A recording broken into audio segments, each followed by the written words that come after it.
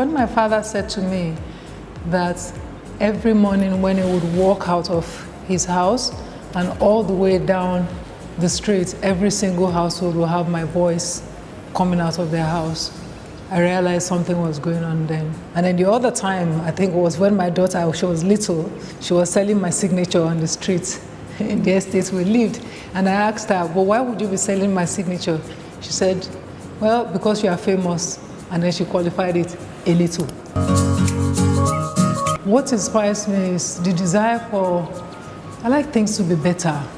I like people to be happier. I like people to live better. You know, so the desire to live in a world where I know how this sounds. I hate sounding worthy, but that's what I am. You know, so I'm inspired by a desire to live more harmoniously and to do beautiful things. I'd like to interview Lugard because he would know. I'd like to interview him because I want to know. I mean, it seems to me that it's a practical thing that he did for their own good, you know, but I'd like to know how Lord Lugard, or at least maybe the first set of missionaries and things that came, how they persuaded before the guns, or did the guns come with them? So these are all the questions I'd like to know. How they persuaded so many ethnic nationalities in this space that we now know as Nigerians to believe their own way was better.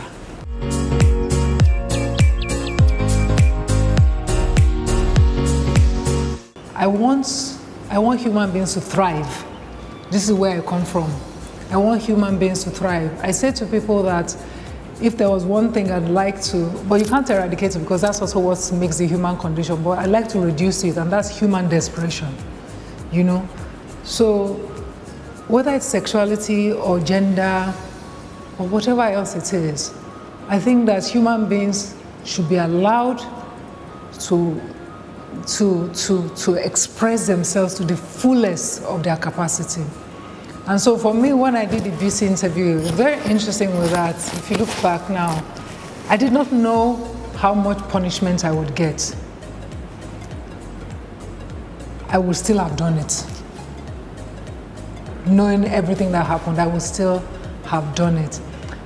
But I was more concerned for him than for myself. He himself would say, and everybody who works with me remind me that even before the camera started rolling, I called him aside and I said, are you sure you want to do this? Are you sure you want to do this? And he was like, I'm sure that I want to do this. And even as we were doing the interview, I could hear the panic. It was live TV. I could hear the panic everywhere. I knew that at that moment that we were in trouble.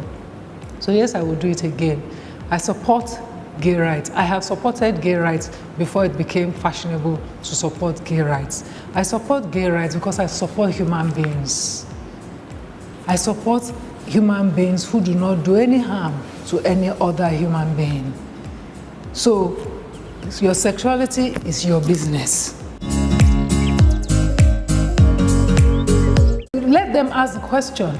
You know why? Before I used to say, why would you ask that question? They have to ask the question because this is the things that have been imposed on women. You know, and women have to learn to answer that question and just say to them that, yes, it is difficult to balance life and motherhood because you people make it difficult. And this is how you make it difficult. And this is what you need to stop. Is this thing about, oh, strong black women. Did I wake up this morning and say to you I wanted to be strong black women? I'm a strong black woman because I have to be.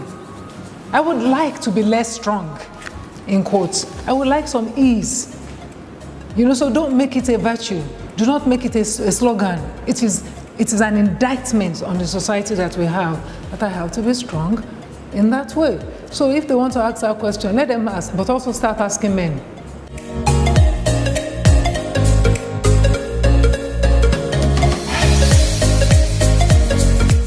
I think because I didn't recognize I was a woman early enough in life, so it helped.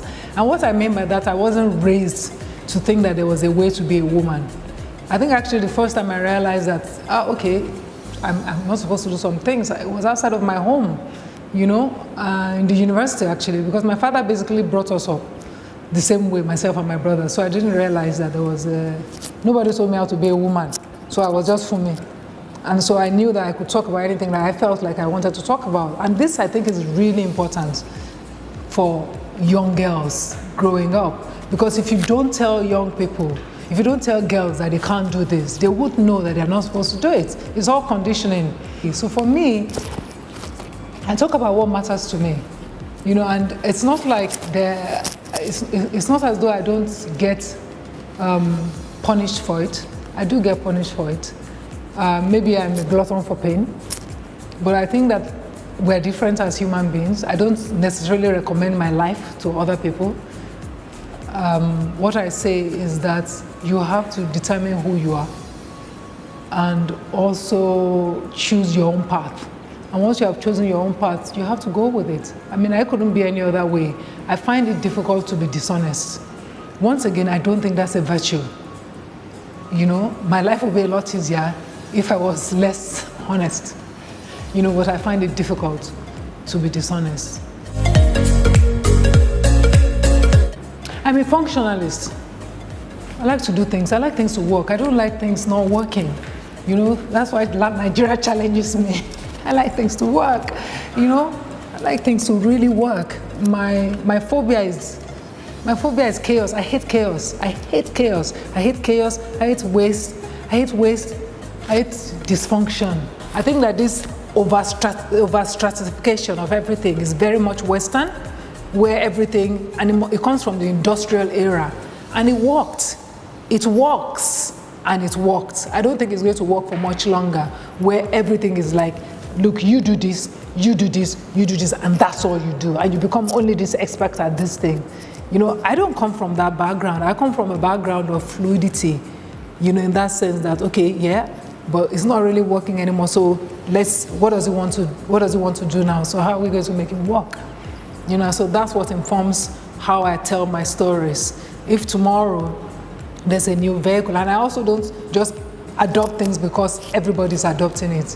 I adopt it because it works for that purpose. So Chop Cassava, for example, had to be a web series because it was happening in a moment, and that was the best way to carry that story across. I hate the word brand. I really do. I really do.